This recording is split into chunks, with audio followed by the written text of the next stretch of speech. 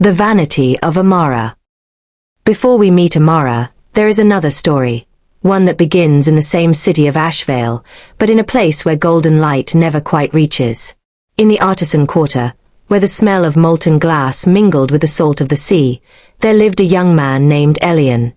He was 23 years old, the son of the city's most renowned mirror maker, and he possessed a gift that few understood. Elian could see people.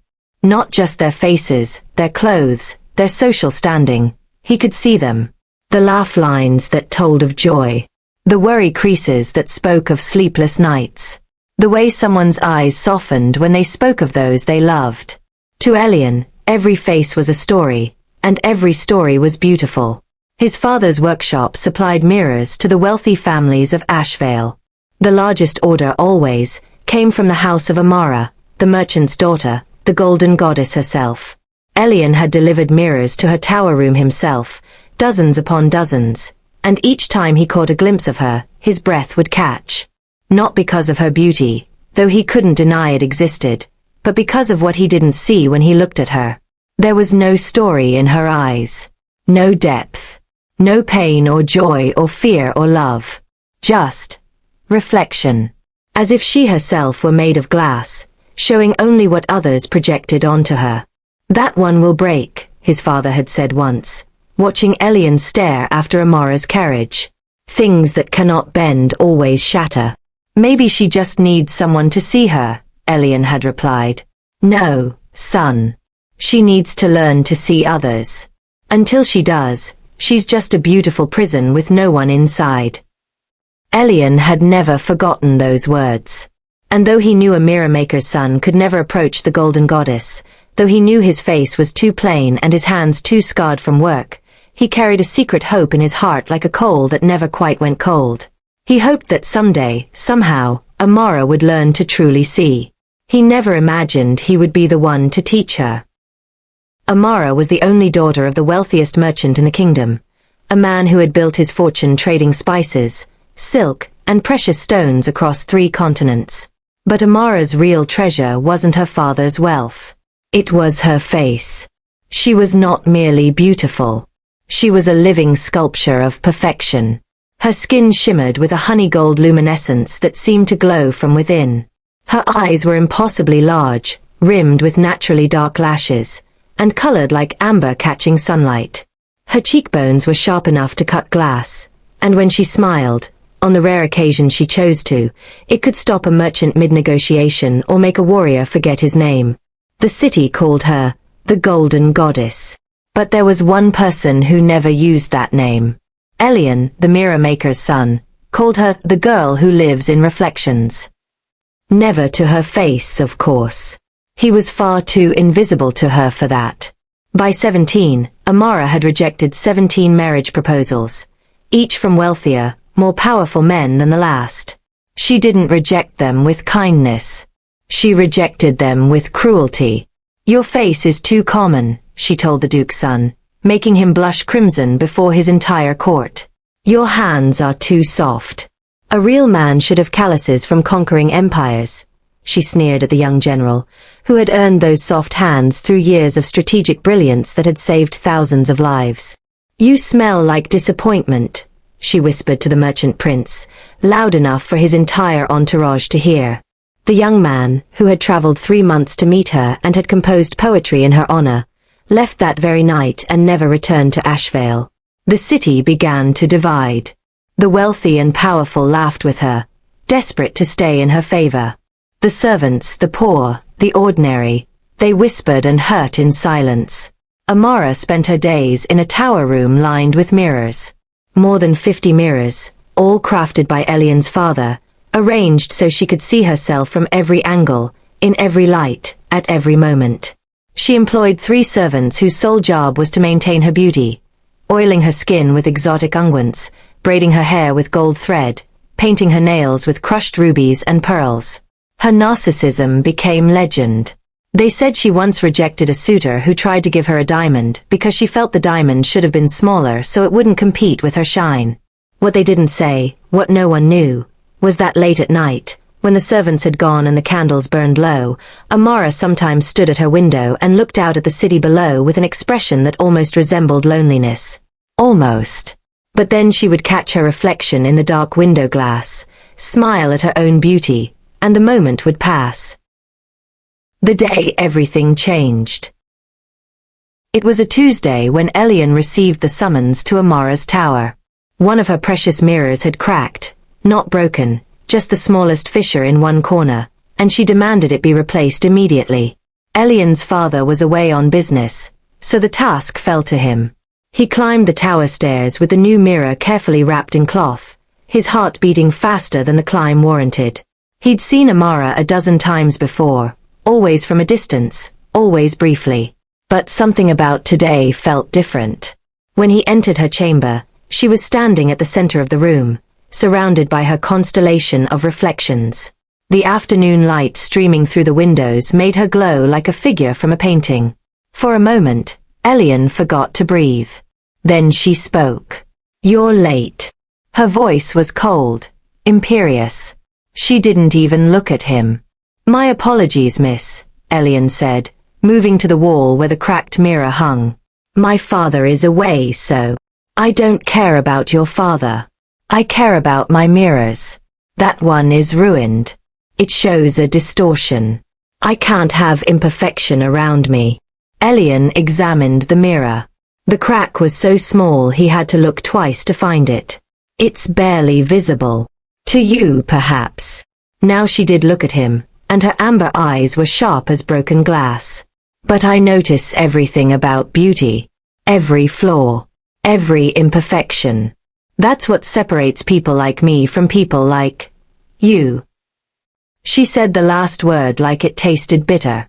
Elian felt something twist in his chest. Not anger, exactly. Sadness. He carefully removed the cracked mirror and began installing the new one. "May I ask you something, miss?" he said quietly as he worked. "No." He asked anyway. "Do you ever get tired?" "Tired?" She laughed, a sound like breaking crystal. "Of what?" "Of only seeing yourself." The room went silent. When Elian glanced over his shoulder, Amara was staring at him with an expression he couldn't quite read. Shock, perhaps. Or fury. For a moment, he thought she might call the guards and have him thrown out. Instead, she said very quietly, "Get out. The mirror isn't secured yet." "Get out."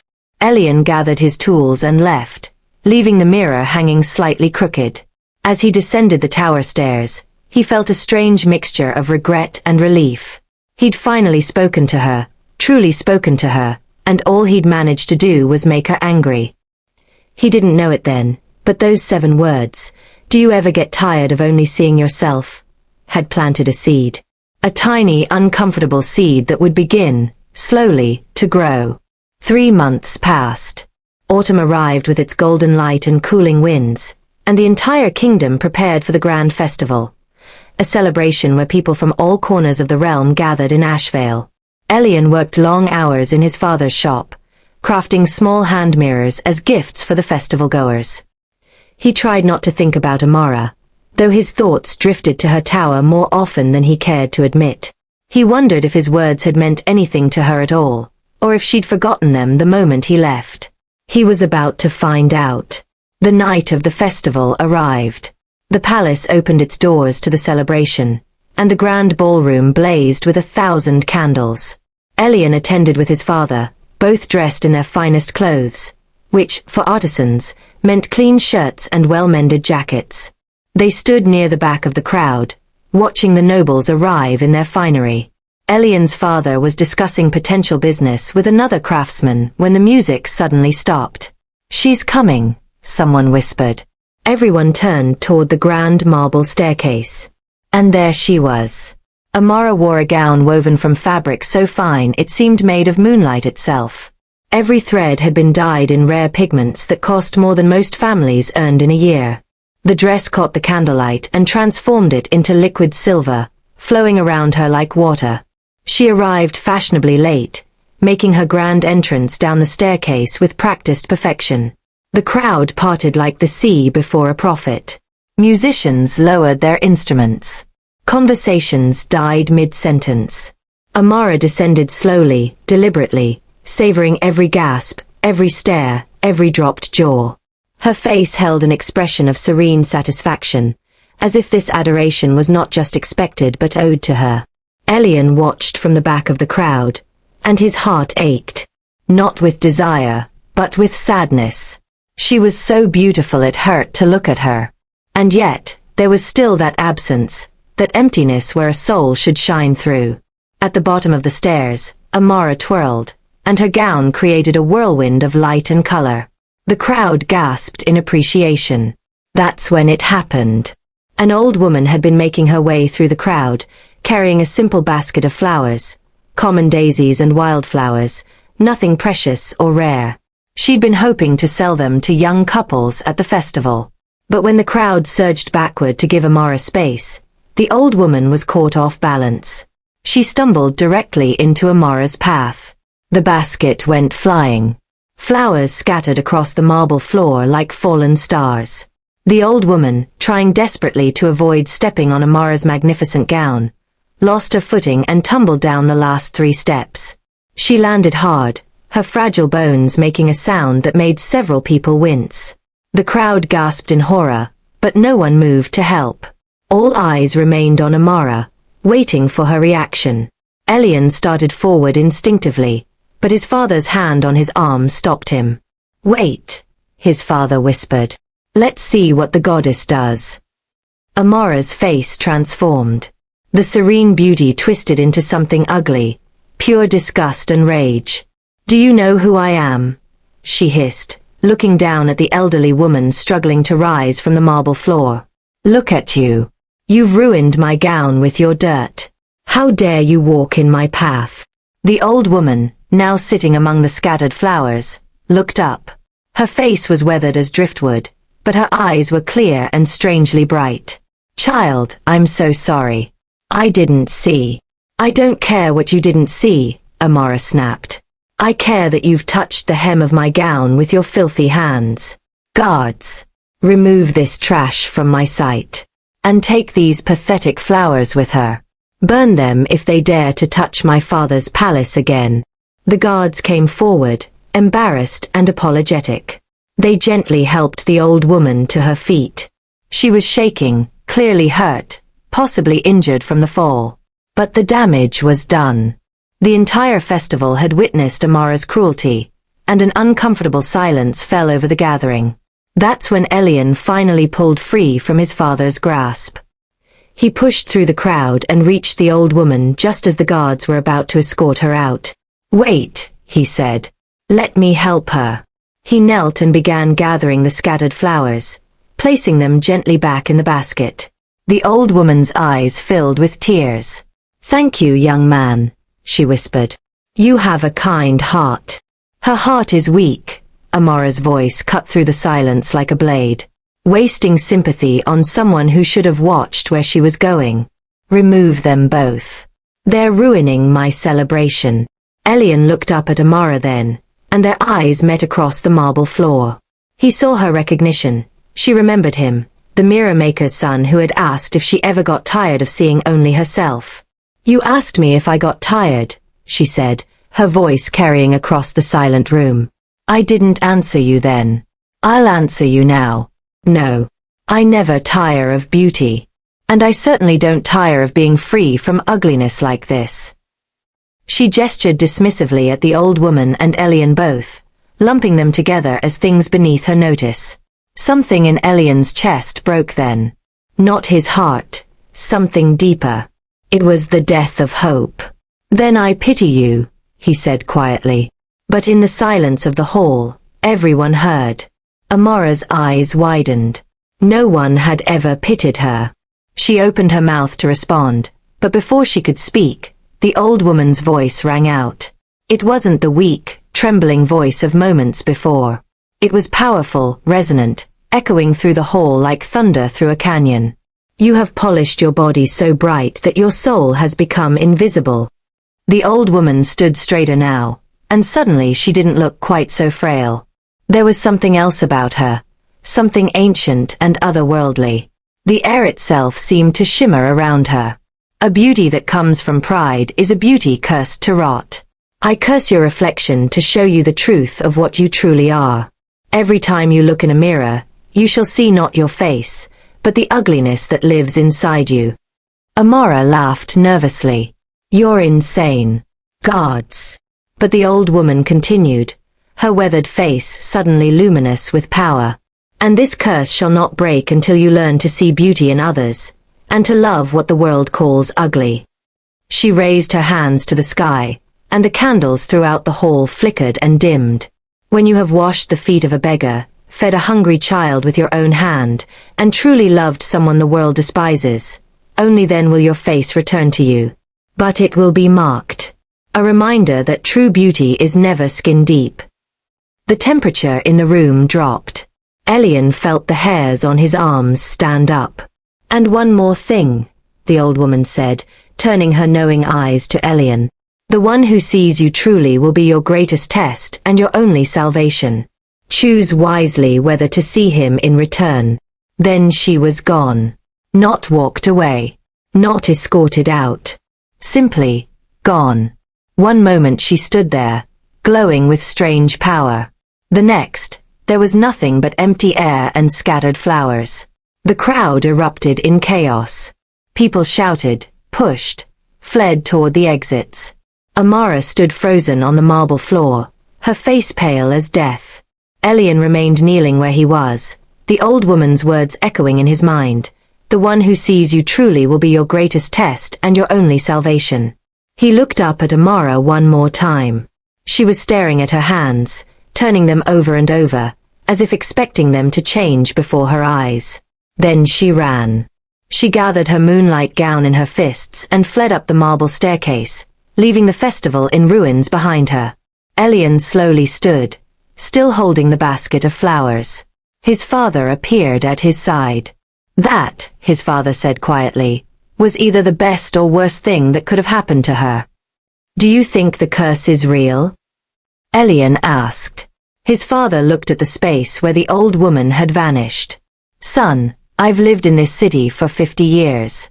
I've seen things that would make your hair white. Was she a witch? A goddess? A fragment of magic from the old world? I don't know. But I know this. Curses are only as real as the truths they tell. And everything she said about that girl was true. They left the festival together, but Elian looked back once. Through the palace windows, he could see a single light burning in Amara's tower. He wondered what she was seeing. That night, when Amara finally reached her tower chamber and looked in her first mirror, she screamed so loudly that her father came running from 3 floors below, thinking she was being murdered. Her reflection showed something grotesque. Every flaw she'd ever mocked in others, all of them, appeared on her face at once. Skin pocked with scars and boils. Eyes bulging and misaligned, one higher than the other. One side of her face sagging like melted wax. Her nose twisted and broken looking. Her lips thin and colorless, split at the corners. Her hair falling out in patches, revealing a scalp covered in sores. But worst of all, written across her forehead in glowing letters that pulsed like a heartbeat, were 2 words, vain heart. Amara fainted. When she woke, her father was there, holding her hand. Through her tears, she told him everything. The old woman. The curse. The reflection. Her father immediately called for mirrors to be brought. When he looked at her, he saw his beautiful daughter, unchanged. When she looked at herself, she saw a monster. It's in your mind, he said desperately. A trick. An illusion. But when Amara looked at the other mirrors in her room, all 53 of them, all crafted by Elian's father, every single one showed her the same grotesque reflection. She had them all removed. Every one. That very night, servants carried mirror after mirror down from her tower, until the room stood bare and echo hollow. But removing the mirrors didn't remove the curse. She saw herself in windows. In polished silver. In the surface of her morning tea. In puddles of water on rainy days. Everywhere she looked, the monster stared back, those words glowing on her forehead, vain heart. Amara refused to leave her tower. Days became weeks. Weeks became months. She stopped eating. Her father brought the finest foods, but she would barely touch them. What did it matter? She was ugly now. Nothing mattered. She stopped speaking to her servants. They came and went like ghosts, leaving food she didn't eat, clothes she didn't wear, brushes for hair she no longer cared to maintain. Her father, desperate and heartbroken, sent for every healer, every witch, every miracle worker in the kingdom. They came with potions, with prayers, with ancient rituals. None could help. They couldn't even see what Amara saw. To them, she remained as beautiful as ever. The curse is written not on her skin, one wise woman told her father, but on her very essence. No medicine can cure a soul's sickness. 3 months passed. The golden goddess became a ghost story. Children whispered that she'd been taken by demons. Merchants said she'd caught a terrible disease. The rejected suitors secretly rejoiced, calling it karma, divine justice for her cruelty. But there was one person who didn't rejoice. Elian thought of her often. He remembered the way she'd looked at the festival, so beautiful and so empty. He remembered the old woman's words, "The one who sees you truly will be your greatest test and your only salvation." He didn't understand what it meant, but he felt responsible somehow. As if by pitying her, by seeing her truth, he'd become tangled in her fate. So when a vagrant arrived at the merchant's house with a message, Elian was there. He'd been delivering a repaired mirror to Amara's father, a small hand mirror the merchant had commissioned as a gift for his daughter, hoping it might somehow break the curse. The vagrant was thin, covered in sores, and reeked of the streets. The guards almost threw him out immediately, but the man insisted he had a message for Amara. "Tell her," the vagrant wheezed, his breath carrying the stench of disease, "that the only way to break the curse is to serve those she once despised. There is a village 10 miles north, through the dead forest. In that village, there is a sanctuary for the sick and dying, those too broken for society to acknowledge. Go there. Stay. Serve. And serve with genuine love, not with self-pity." "Who are you?" the merchant demanded. "Who sent you?" "A messenger," the vagrant replied. Then his eyes found Elian, standing in the shadows of the entrance hall. "And you? You should go with her." "What?" Elian stepped forward. "Why me?" The vagrant smiled, showing cracked and bleeding teeth. "Because you see. And she needs to learn to see. You're the mirror, boy. The real one. Not the glass kind." Then he collapsed. The healers came running. They examined him carefully, then drew back in shock. "He's dead," one said. "And he's been dead for at least 2 days. The body is already cold, already rigid. This man couldn't have been walking, couldn't have been speaking. This is impossible." When they looked more carefully, they found no body at all, just his clothes, empty and still warm, lying on the marble floor like a shed skin. Elian stared at the empty clothes. His father's words from months ago echoed in his mind. "I've seen things that would make your hair white." The merchant turned to Elian, his face haggard with worry. "Do you know where this sanctuary is?" "This village in the dead forest." "I know of it," Elian said slowly. "It's called the Village of Last Hope. A place where those with incurable diseases go to die. I've never been there, but..." "But what?" "But I know how to find it."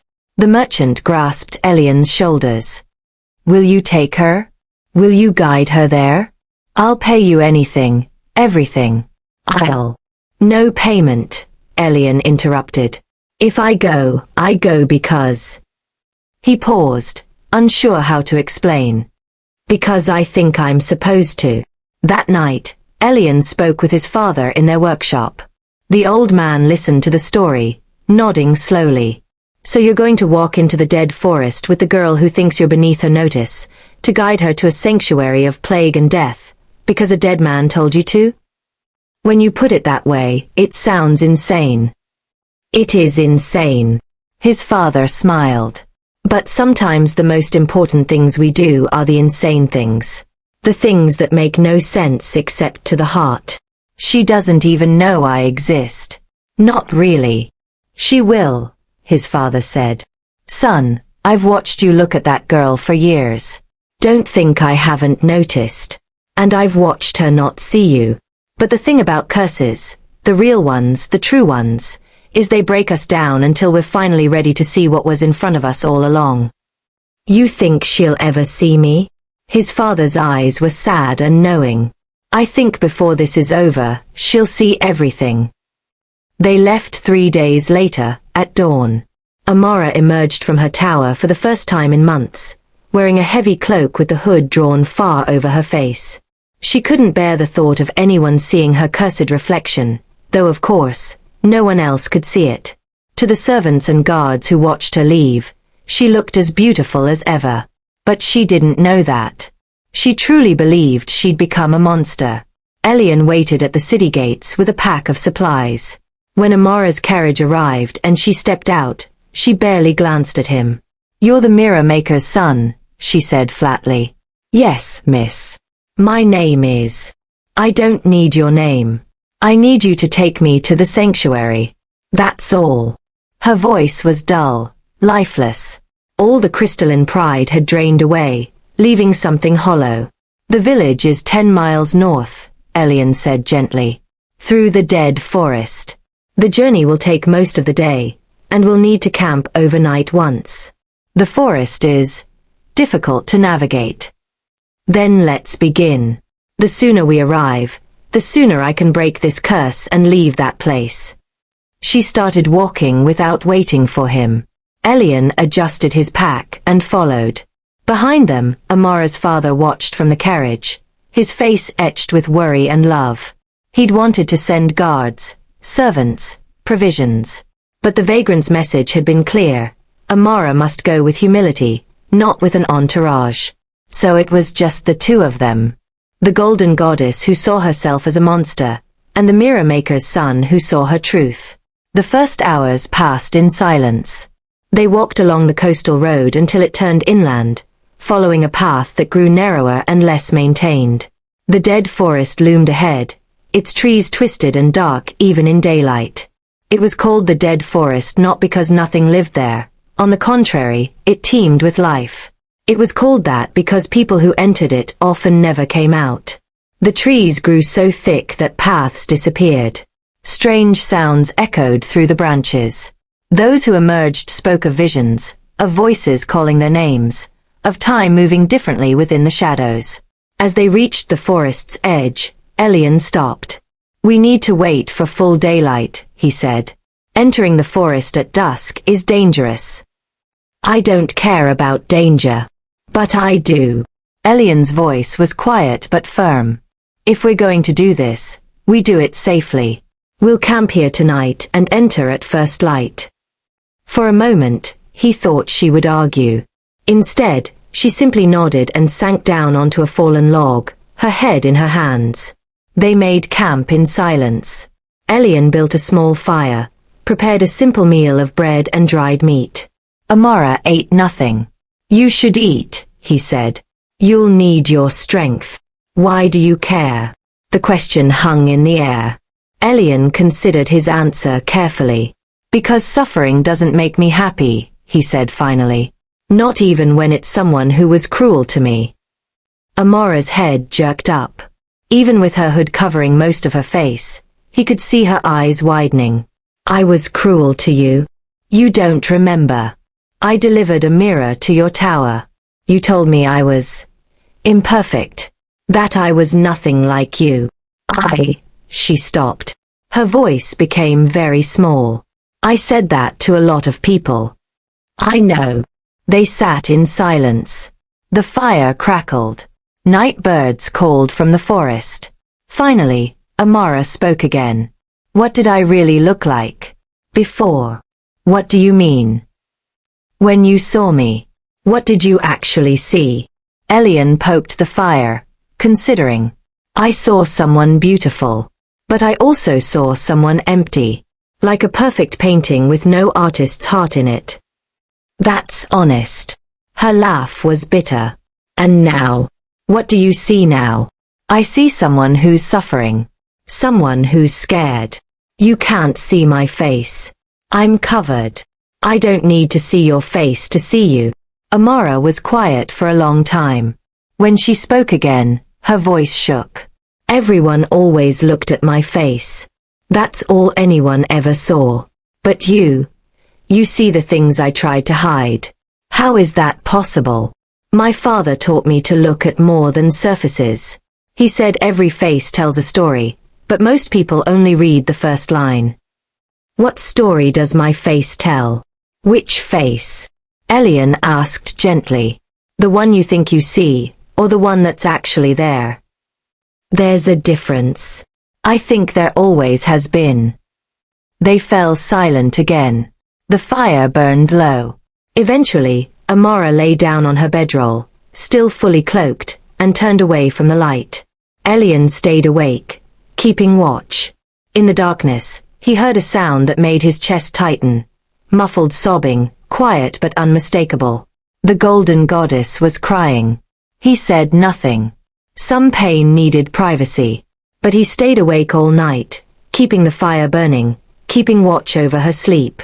In the morning, they entered the dead forest. The change was immediate and unsettling. One moment they were walking in normal daylight, trees and birdsong surrounding them. The next, they'd crossed some invisible threshold, and the world became different. The light turned green and filtered, as if they were underwater. The air grew thick, hard to breathe.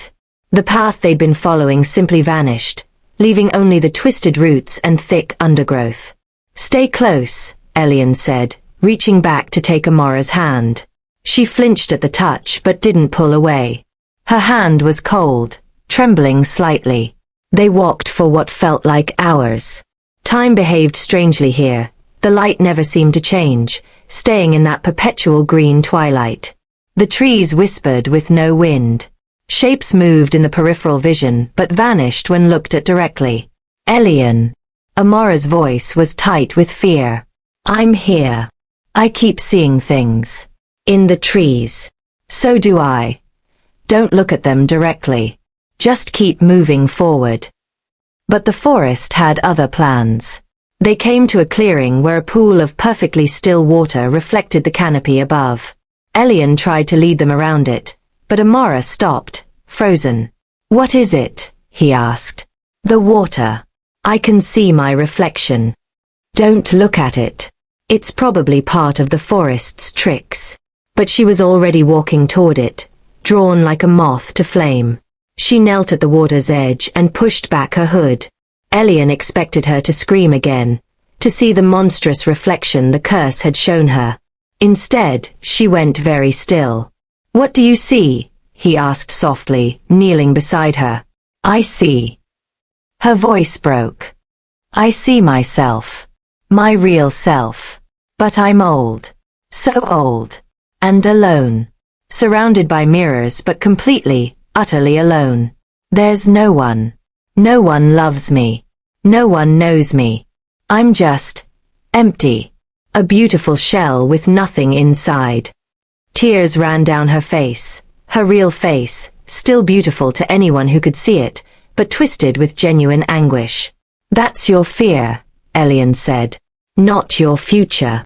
How do you know? Because you're here. You're taking this journey. You're changing. That woman in the water, she's who you would have become if you never learned. But you're learning. Amara looked at him then, truly looked at him, perhaps for the first time. Why are you helping me? Why do you care what happens to me? Elian met her eyes. In the strange green light of the dead forest, with the whispers of ancient magic around them, he told her the truth. Because I've watched you for 2 years. I've delivered mirrors to your tower more times than you remember. And every time, I hoped to see something in you that proved you were more than just a beautiful surface. I never did. But I kept hoping. Because... He paused, then decided to say it all. Because despite everything, despite your cruelty and your pride, I saw something in you that you couldn't see yourself. Potential. The possibility of depth.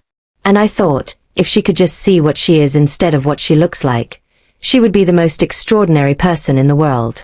Amara stared at him. You like me? I don't know.